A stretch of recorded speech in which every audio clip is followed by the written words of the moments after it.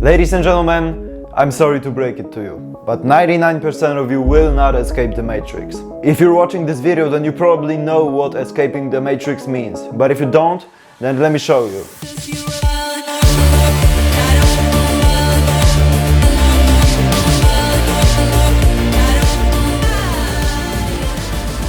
And the sad part is that you probably won't achieve that. It all comes down to the fact that the whole escape the rat race thing is based on self-improvement. And I'm sure that I'm not the only one who noticed that it became a trend over the last year.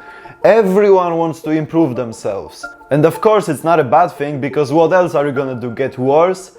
But this is not what I mean. A few years ago, self-improvement was limited to books, university lectures, employers would hire coaches to teach their employees, but now it's everywhere. Self-improvement is one of the most popular topics, especially within young men. As I said, it's understandable. Getting better at anything is great. Going to the gym, getting stronger, healthier, means you're becoming more useful to yourself, your family. It feels great to go through life knowing you can do something better than others because you've put in the work.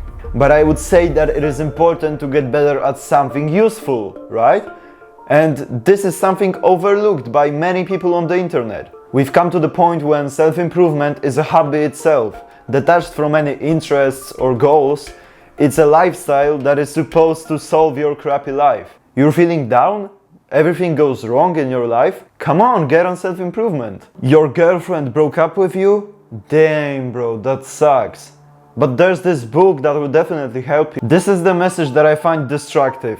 How are you gonna say that self-improvement is an antidote to everything, to every problem? All of those internet gurus either intentionally or unintentionally sell this idea that if you delay gratification long enough, if you sacrifice your present self for the future self, one day you will become the god on earth. The idea that by doing the same things, journaling, meditating, working out, reading books, over and over again, one day everyone will love you, every girl will want to date you because of your six-pack abs, and you will make so much money to finally achieve the legendary financial freedom.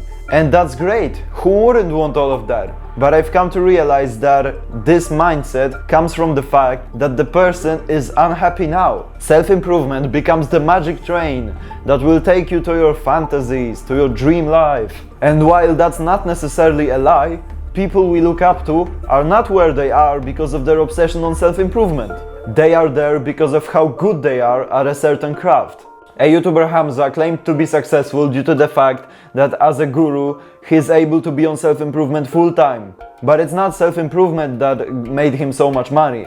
It's his obsession on preaching its message through content creation. Do you think that Bill Gates was on self-improvement? He is where he is only because of his obsession on coding.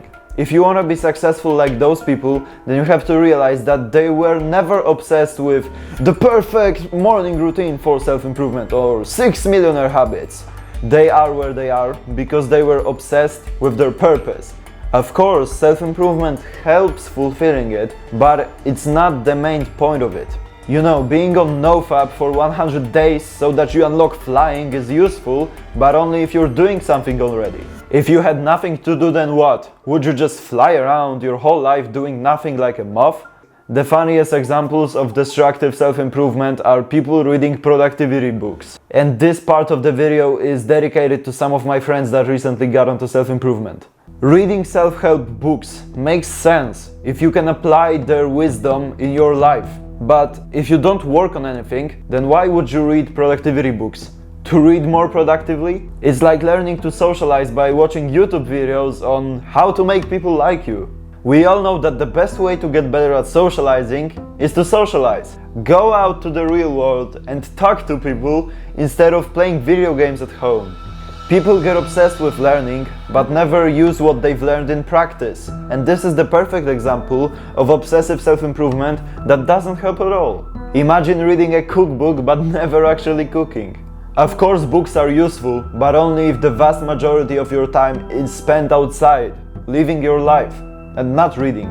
There are so many guys that are on self-improvement only in theory. They read self-improvement books, watch self-improvement videos, and talk about how it changed their life, but there's nothing beyond that.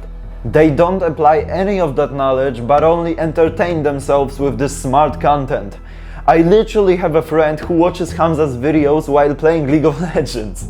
It's literally brain masturbation. You think you're doing something productive, which makes you feel good, so you repeat watching countless YouTube videos every day. In my opinion, self-improvement is only for people who take action. Otherwise, it's just a waste of time. Spend 20% of your life learning and 80% practicing what you've learned. That's the way to go. All those meme self-improvement cultures that appeared on social media destroyed the proper values and real, healthy self-improvement. In the end, it's all about balance. You have to find out what works for you and what doesn't, because having self-improvement as your only hobby is not the way to go. Don't dedicate yourself to self-improvement. Dedicate yourself to your purpose. The same thing goes with waking up at 5 a.m. If you like it, fair enough. But if you don't, then don't force yourself. There's literally no reason. Your day doesn't become longer unless you sacrifice your sleep, which is stupid. I don't want to act like a blue pill incel who says that self-improvement is for losers, because it's not. It would be absolutely dumb if you never questioned your lifestyle, never seeked any ways to improve it, never read any books, but get out to the real world. This is what stepping out of your comfort zone is about. It's about making mistakes, learning the painful way, but actually living life. To achieve things in life and become successful, you have to be obsessed with your goals, dreams, purpose, and not only with improving yourself. There are people who email me, I'm around your age, but nowhere near your level. How do I become like you? And listen, here's my answer. I am not obsessed with improving myself. I am obsessed with content creation, filmmaking, photography, and that's the only reason why you're watching me right now. For example, I have to admit to you that I don't meditate anymore.